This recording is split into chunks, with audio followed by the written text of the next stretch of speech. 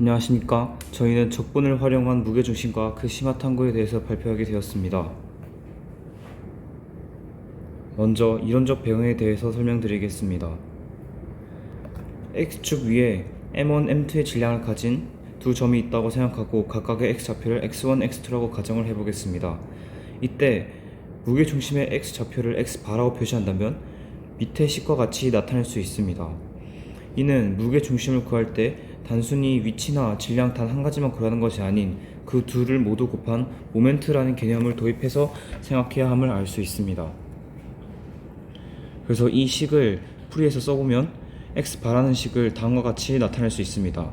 이는 밑에 분모에는 질량이 들어가고 위에는 각각의 모멘트의 합이 들어가는 것을 알 수 있습니다. 그래서 이 식을 좀 더 깔끔히 써보면 우변이 0이 되게 만들어 줄 수가 있는데, 이때 질량이 2개일 때뿐만이 아니라 3개, 4개 점점 늘어날 때도 상관없이 적용되기 때문에 이때 이거를 K계로 적용해서 생각해 줄 수가 있고, 이를 다시 풀어서 써주게 되면 결론적으로 X좌표를 구할 수 있게 됩니다. 이제 이를 2차원적으로도 생각을 해보겠습니다. 2차원의 점에서 모멘트는 위치랑 질량을 곱한 값인데, 그때 그 위치는 그냥 X좌표인 X로 구할 수가 있고, 그 질량 값은 그 넓이, 그 직사각형의 넓이로 구할 수 있습니다. 그 직사각형의 넓이가 fx dx라고 구할 수가 있고, 따라서 이제 무게 중심의 x 좌표는 x랑 fx dx를 모두 곱한 것을 적분한 것임을 알 수 있습니다. y 좌표도 마찬가지로 구할 수 있습니다. 그래서 이를 토대로 실험을 해보았습니다. 위에 3차 함수를 이제 그린 다음에 이를 직접 오려가지고 무게 중심의 좌표를 직접 계산한 후 실을 매달아서 실제로 평형을 이루는 것을 확인했습니다. 저는 무게중심을 활용한 모빌 실험을 화학적으로 확장하여 분자 구조의 중심성과 적분 개념의 연결성을 탐구했습니다. 먼저 분자 구조의 중심성에서 메탄 분자는 탄소를 중심으로 수소가 정사면체 구조로 대칭 배치되어 있는 반면, 물 분자는 산소를 중심으로 2개 수소가 104.5도로 구분 구조로 인해 분자의 전하 분포가 중심이 산소 쪽으로 치우치게 되어 극성 분자가 되어 무게 중심과 분자의 중심이 다릅니다.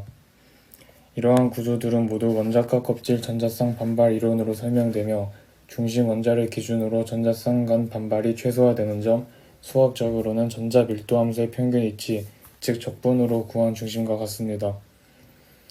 다음으로 착물 화합물에서의 중심 개념 확장입니다. 페러시아나이드 분자는 장용면체 대칭 구조로 무게 중심과 전하 중심이 일치하지만, 테트라아민 구리 이온은 평면 구조로 비대칭성이 생깁니다. 이는 착물의 흡광도, 자기성 등 물리적 성질에 영향을 미치며, 그 중심성을 수학적으로 해석하려면 전자 밀도 함수를 적분해야 합니다. 이러한 중심 개념은 단지 이론이 아닌 촉매, 약물, 생체 분자 구조, 최적화 등 다양한 분야에 활용되며, 결론적으로 무게중심을 활용한 수학적 적분은 화학에서 분자의 대칭성과 성질을 해석하는 핵심 도구로 사용될 수 있음을 확인할 수 있었습니다. 저는 생명 관련 분야에 쓰이는 무게중심 및 적분의 원리에 대해서 탐구해 보았습니다. 우선 치타가 빨리 달리면서도 먹이가 있는 곳으로 방향을 쉽게 전환하는 이유가 무엇일까요? 이는 바로 생물체의 무게중심과 관련되어 있습니다. 치타는 달릴 때 무게중심을 낮고 앞쪽으로 두어 방향을 바꾸는 것을 유리하게 만듭니다. 또한 나무늘보가 안정적인 자세로 나무에 오래 매달릴 수 있는 이유가 무엇일까요? 이것 또한 무게중심과 관련되어 있습니다. 나무늘보는 무게중심을 최대한 나뭇가지 쪽으로 가깝게 설정해서 나무에 오래 매달려 있을 수 있습니다.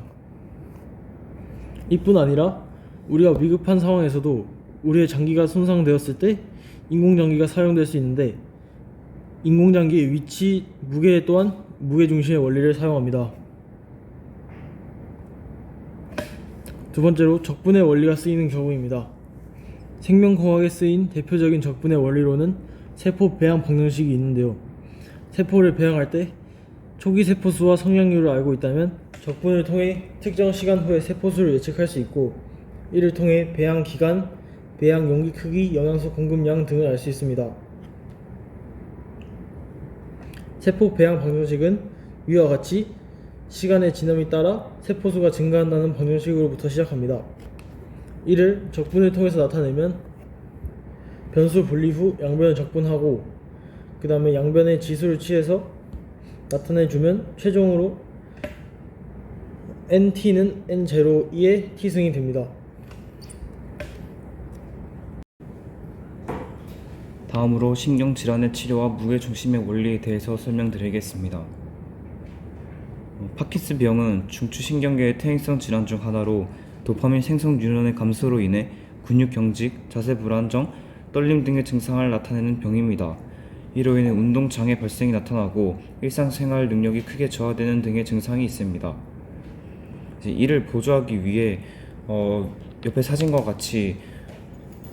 같은 보조 장치가 개발되었는데, 이 떨림 방지 기술을 이용한 숟가락은 환자의 손이 떨릴 때 그 모멘트를 상쇄시켜서 무게 중심의 균형을 유지시킵니다. 이 영상에서도 보실 수 있듯이 환자의 손이 심하게 떨림에도 불구하고 숟가락에 있는 모터가 진동을 해서 모멘트를 상쇄시켜서 원하는 목표물을 장소까지 편하게 이동할 수 있게 해주는 것을 알 수 있습니다. 그래서 이를 시각하기 위해 파이썬으로 코드를 구현해 보았습니다. 빨간 점이 손이 이동하는 거라고 하고, 그 다음에 파란 점이 보조 질량, 즉 보조장치 기구의 질량이라고 생각했을 때, 초록색이 무게중심은 각각의 둘의 무게중심의 3차원 좌표입니다. 손이 어떻게 움직이던 간에 그 상대적인 질량을 가지고 있는 보조 질량이 정확히 반대 방향으로 다른 위치로 이동해서 모멘트가 0이 된다면 무게중심이 일정하게 유지되는 것을 시뮬레이션을 통해서 직접 알아보았습니다. 이상으로 저희의 발표를 마치겠습니다. 감사합니다.